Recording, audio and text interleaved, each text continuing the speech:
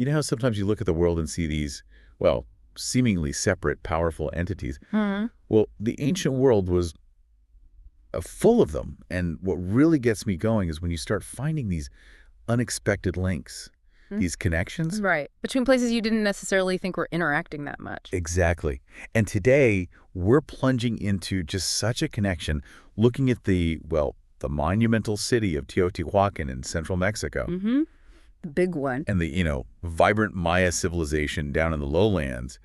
And we're not just scratching the surface here. Recent archaeological finds, new analyses of objects, they're revealing a far more tangled story, a much more fascinating one than we maybe ever imagined. Absolutely. Forget just like simple neighborly nods. We're talking about a potentially deep, multifaceted relationship here. Okay. And we've got some really compelling pieces of this puzzle to look at today. Like what?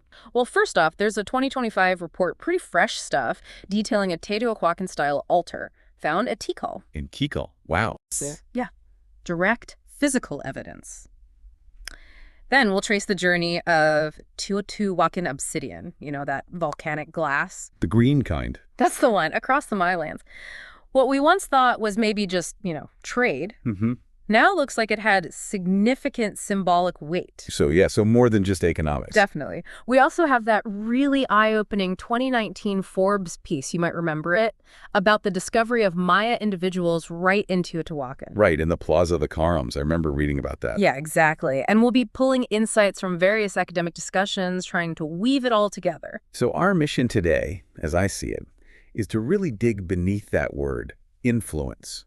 Yeah, it's a loaded term. It is. We want to understand the give and take, the complexities, and ultimately offer, a richer understanding of how these two major players in Mesoamerica actually engaged with each other. Exactly. It's less about one just dictating to the other, and more about a dynamic interplay. Think of it like trying to understand a relationship between two major countries today. It's never just one imposing its will, is it? No, never. There are always exchanges, negotiations, mutual impacts, all that stuff. Precisely. Okay, so let's dive into that Tikal altar then. A 2025 report feels like we've got a time machine. Ha! Yeah, it feels that way sometimes in archaeology. But this discovery, an altar in Tikal, deep in Maya territory in Guatemala, and it looks like it came straight out of Teotihuacan. That's got to be a game changer, isn't it? It truly is. I mean, for years, we've had circumstantial evidence suggesting contact, right? Bits and pieces. Pottery styles, maybe some other hints. Exactly. But finding a physical object like an altar bearing clear Teotihuacan stylistic markers in a major Maya center like Tikal, that provides a much more solid, tangible link. It's direct proof. It's direct material proof. These two regions weren't isolated. They were interacting in some way, perhaps even sharing ritual practices, or at least, incorporating each other's traditions somehow. And an altar. That's not just a random artifact, is it? It speaks to something fundamental, maybe belief systems, power structures. Exactly. Altars held a central place in Mesoamerican ritual life. So finding one with distinct Teotihuacan characteristics at such a significant Maya site raises a whole host of really intriguing questions. Like, were Teotihuacanos themselves actually present at Tikal? Did the Maya just adopt Teotihuacan religious practices wholesale? Or was it maybe more localized? Maya artisans adopting the style to express some other kind of connection. Or aspiration. Or aspiration, exactly. Maybe even to enhance their own prestige. That idea of prestige, that ties in nicely with the obsidian, doesn't it? It does. We've known for a while that this distinctive green obsidian from the Pachuca source way up in central Mexico turns up at various Maya sites. It's been recognized for ages. And the initial kind of straightforward explanation was just trade, right? They had this sharp volcanic glass. The Maya wanted it. End of story. That was the simple view, yeah. But you mentioned a shift in how we see this. Right. What sparked that? What changed? The shift really came from looking much more closely at where and how this obsidian was being found. Okay, so obsidian was undoubtedly valuable for tools. It's like natural glass. You can fleek it incredibly sharp. Right. Razor sharp blades. Super useful stuff. Totally. But the green obsidian from Pachuca, it wasn't just being used for mundane, everyday tasks down in the Maya region. When archaeologists really analyzed the context of these finds, what did they see? They realized that these green obsidian artifacts, things like prismatic blades, those very sharp, standardized blades, but also more specialized, elaborate forms. Like what? Like by facially worked points and knives, delicate needles, even decorative sequins, and these things we call eccentrics. Eccentric. Yeah, these strangely shaped, often symbolic objects. They weren't just tools. And these items were frequently recovered from ritual settings.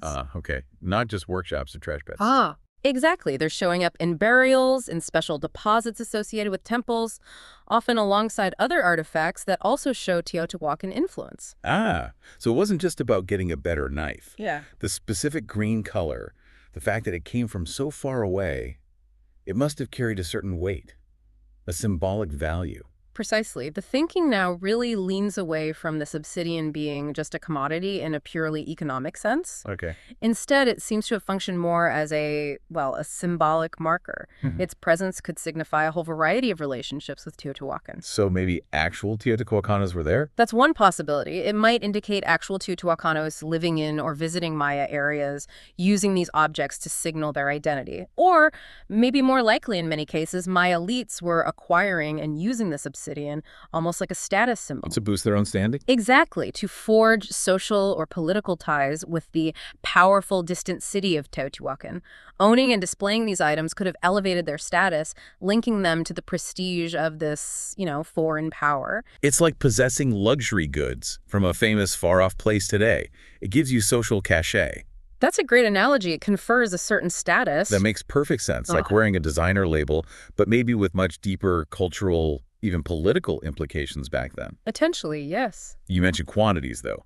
Mostly small finds, but larger amounts at a place called Juyu. Yes, Juyu. Where's that, and what does that difference tell us? Juyu is a major site, but it's in the Guatemalan highlands, basically under modern Guatemala City. So geographically distinct from lowland centers like Pico. Okay, different environment. Right.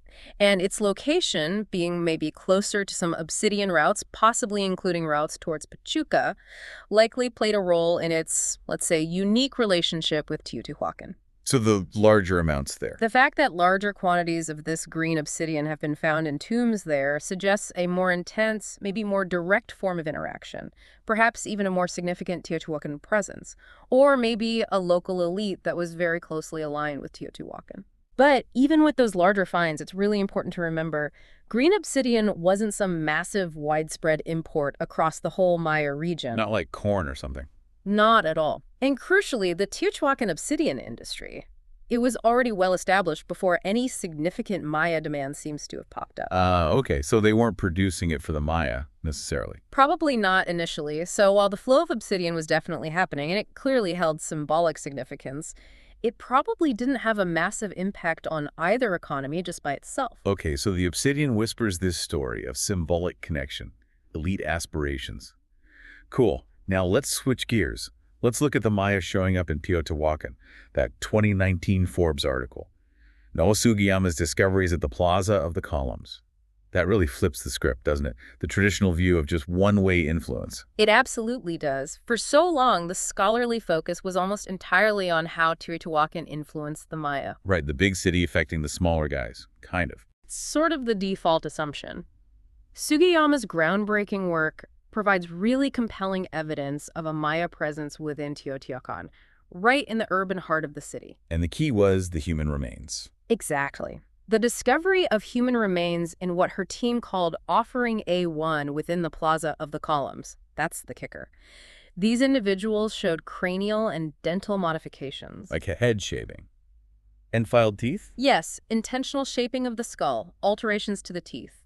Things that were characteristic of Maya elites, but not typically found among the remains of Teotihuacanos. That's startling. So these weren't just traders passing through Teotihuacan's busy streets. Doesn't seem like it. These were people who had undergone specific cultural practices linked to Maya high status. And they end up in a significant ritual deposit in Teotihuacan's Central Plaza. Exactly. The implications of this direct physical evidence are, profound. It strongly suggests a more intricate, maybe even sustained relationship than we'd previously imagined. It opens up so many questions. It really does. Why were these Maya individuals in Teotihuacan? What was their status? What kind of interactions were happening? Were they diplomats, emissaries forging alliances, maybe even representatives of Maya factions living within the city? Wow. It really forces us to reconsider The power dynamics, the nature of contact, it wasn't just Teotihuacan's power radiating outwards. People were moving between these places. Definitely paints a picture that's less about one-way dominance and much more about a complex two-way street of engagement. A conversation, perhaps. Yeah. Now, shifting focus slightly again. Architecture.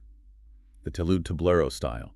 That very distinctive sloping platform topped by a rectangular panel. Instantly recognizable. So strongly identified with Teotihuacan. Yet we see it popping up at Maya sites too, including Tikal. How do we read that architectural echo? The presence of talud-tablero at Maya sites is another really significant piece of this puzzle. Its strong, undeniable link to Teotihuacan makes it a prime candidate as an indicator of influence, right? Seems obvious. But the ongoing scholarly debate really centers on the nature of that influence.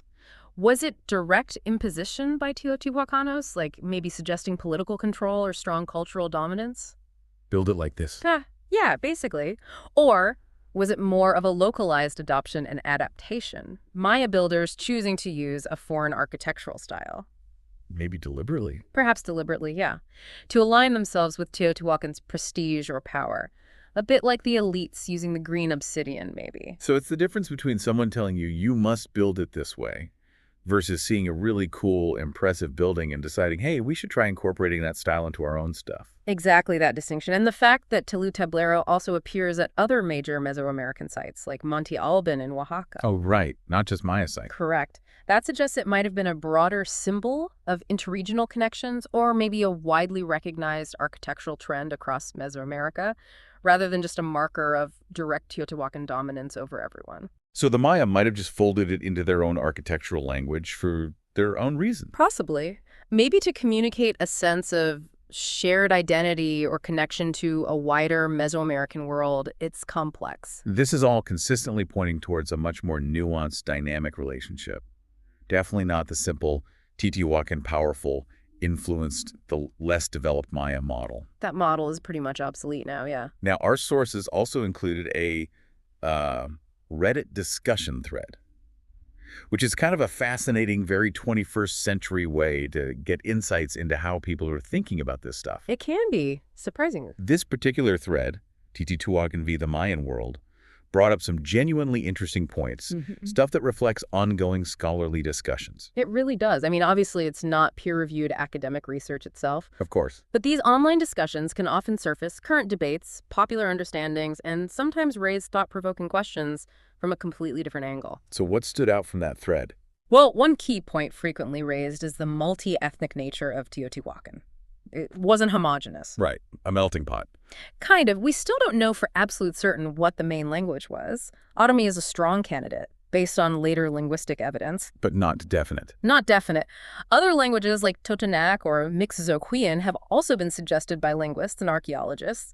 And interestingly, in stark contrast to the Maya. Who loved carving portraits of their kings and writing down their histories. Exactly. Prominently depicting individual rulers, meticulously recording dynastic histories in their amazing writing system. Teotihuacan art largely avoids depicting named individual rulers. That's a massive difference, how they presented themselves. Maya are all about divine kings, lineage. Teotihuacan seems much more collective, anonymous even. That's a common and, I think, compelling interpretation. It suggests really different political structures, different ideologies about leadership. The Reddit thread also dove into the famous Teotihuacan Entrada around 378 AD, right? Yep. That pivotal event, primarily known to us from Maya inscriptions found at places like Tikal. And the figure spear thrower owl. Ah, yes. Spear thrower owl. There's been tons of scholarly debate about him. Was it a personal name of a powerful Teotihuacan ruler? Or more likely a title? Or an emblem? What's the current thinking? The suggestion, which was echoed in the Reddit discussion, that it was probably a direct translation of a Teotihuacan name or title into Maya glyphs. That makes a lot of sense. Why? Because we know Maya scribes did that. They recorded foreign names and titles in their own writing system using phonetic and logographic signs. Gotcha. And this spear thrower owl character seems critical for understanding what happened around the late 4th century AD. Absolutely critical. And the later adoption of the title Kalumtes by subsequent Tikal rulers, that's also incredibly intriguing. How so? Well, the suggestion is that this title might have Teotihuacan origins, possibly meaning something like Western in a Teotihuacan language. Because Teotihuacan was west of Tikal. Exactly. It further hints at the lasting impact, maybe even the origin, of this new ruling dynasty that seems to emerge after the Entrada. The Reddit discussion also makes a really shrewd point. Which is? That the Teotihuacan Entrada probably wasn't just a sudden solo military conquest. Not just marching in and taking over. Likely not. Yeah. It probably involved strategic alliances with existing Maya political factions who are already vying for power. Which sounds much more like real-world politics. It does. It suggests a more nuanced political landscape than a simple invasion story. So, not necessarily a straightforward military takeover, but maybe more like a strategic intervention. Teotihuacan backing certain factions within existing Maya power struggles. That seems increasingly plausible based on the evidence. The architectural similarities we talked about. Talud-tablero, they came up in the Reddit thread too, right? They did, reinforcing that idea of a tangible exchange of ideas, maybe even skilled craftspeople moving between the regions. But then, this brings up a really fascinating question, which the Reddit thread also wrestled with. Why is the Maya writing system so unique, so complex, and apparently not adopted by Teotihuacan or other groups they interacted with, despite all this contact? That's a brilliant question, and honestly, it's still a subject of a lot of debate among archaeologists, linguists, everyone. What are some theories?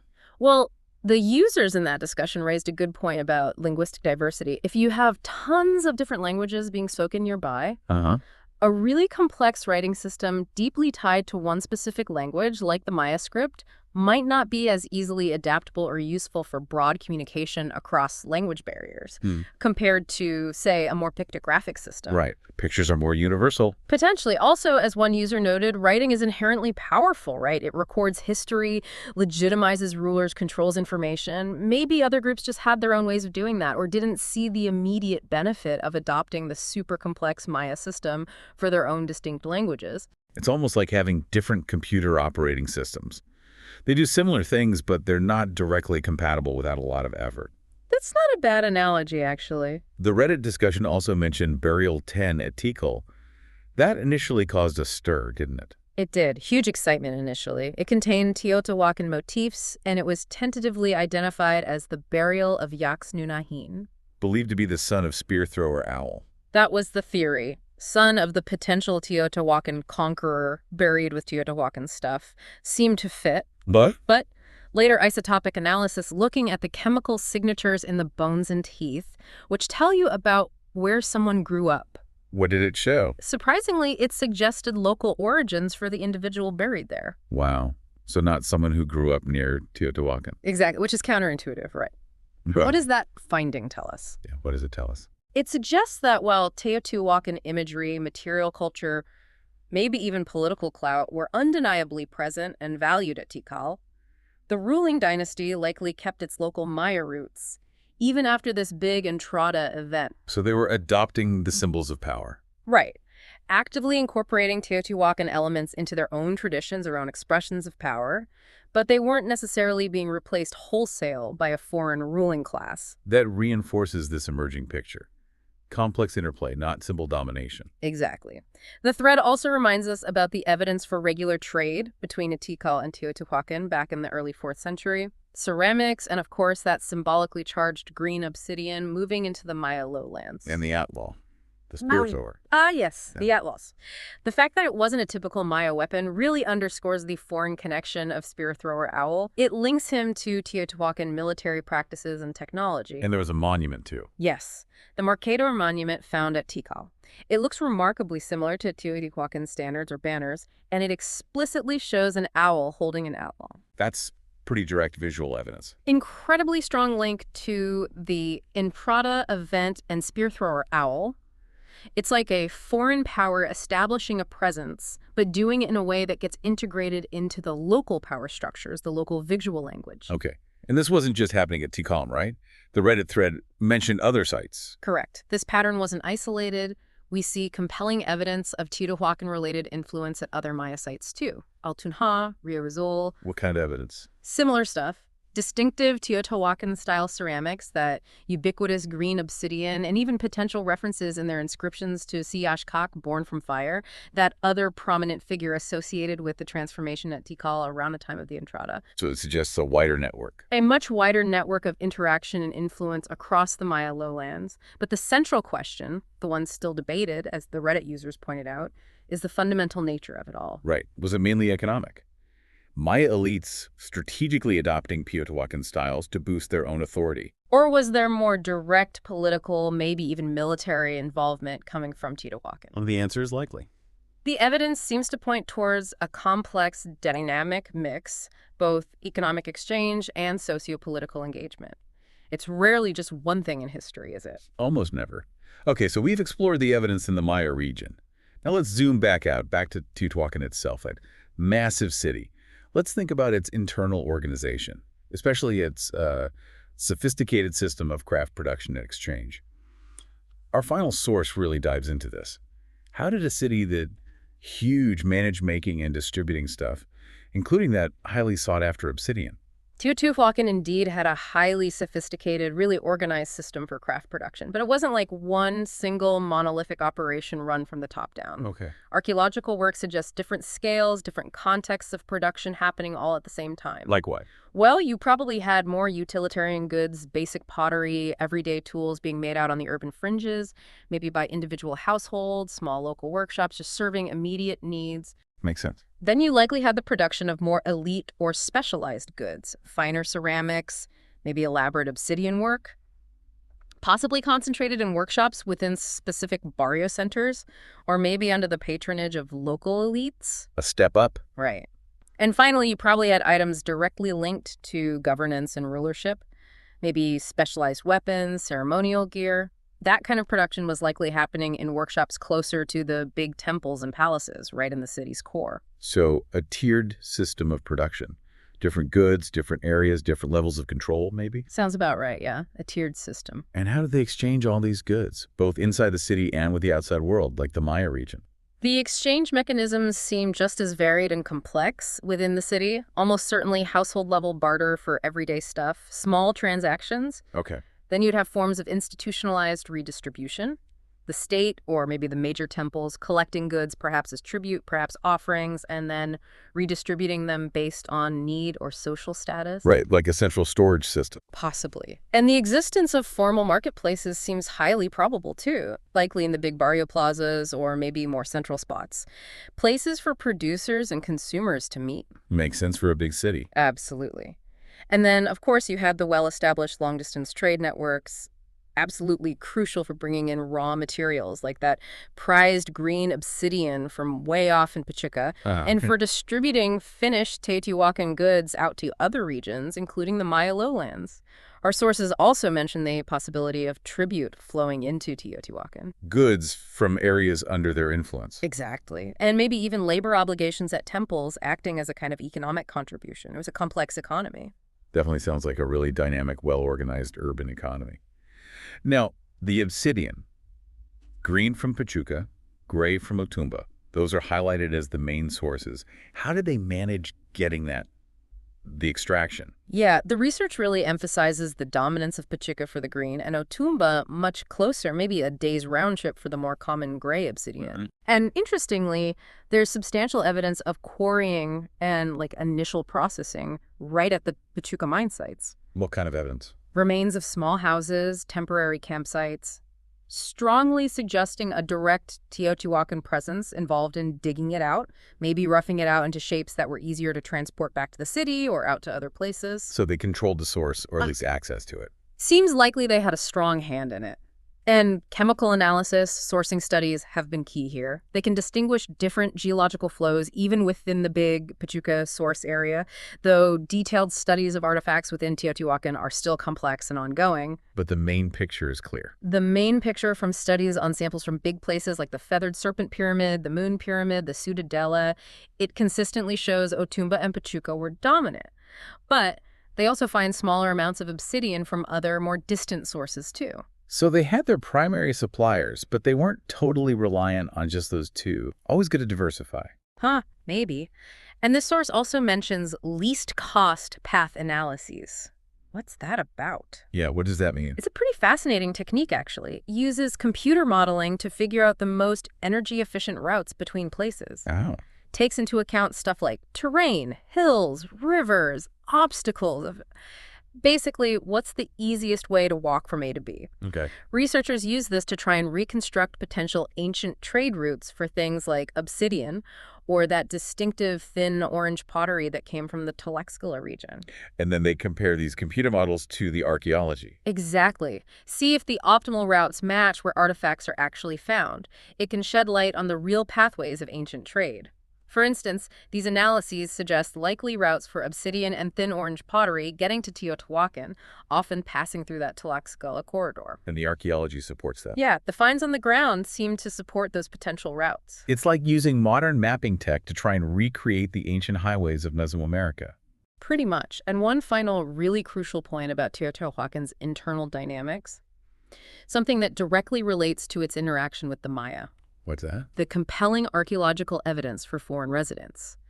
The existence of distinct, identifiable barrios neighborhoods within the city, like the well-documented Oaxaca barrio. People from Oaxaca living in their own quarter in Teotihuacan. Yes, this inherently cosmopolitan nature of Teotihuacan with people from different regions living and working right there, that undoubtedly played a huge role in facilitating sustained contact, the exchange of goods, sure, but also ideas, customs, maybe even people moving back and forth between Teotihuacan and places like the Maya centers. Wow. So to kind of wrap this all up, it really seems the relationship between these seemingly separate worlds, Teotihuacan and the Maya, was this incredibly complex tapestry. That's a good way to put it. Woven with threads of trade, yes, but also significant symbolic communication, the actual movement of people both ways, and some really sophisticated, maybe subtle political maneuvering. Precisely. The accumulating evidence, especially recent finds like that Tikal altar, the Maya, remains in Teotihuacan. It strongly compels us to move beyond those older, much simpler ideas about just one-way influence. Right. It wasn't just one big city dictating terms or culture to a passive recipient. Absolutely not. It was far more dynamic than that. So really thinking about all these pieces, the altar, the symbolic obsidian, the Maya living in Teotihuacan, the shared architecture, even the insights from that Reddit discussion, it really makes you ponder, doesn't it? Yeah. The fundamental nature of interaction, of power dynamics between ancient civilizations that were pretty far apart geographically. It does. I mean, what does the confirmed presence of Maya elite actually residing in Teotihuacan tell us about the flow of people, of ideas, maybe even political strategies? Was interaction always just about dominance? Or were there other dynamics, maybe mutual respect, strategic alliances, the pursuit of shared knowledge even? Those are the big questions, aren't they? Yeah, it's definitely something to keep mulling over long after this deep dive ends. Absolutely. And we've really only scratched the surface today.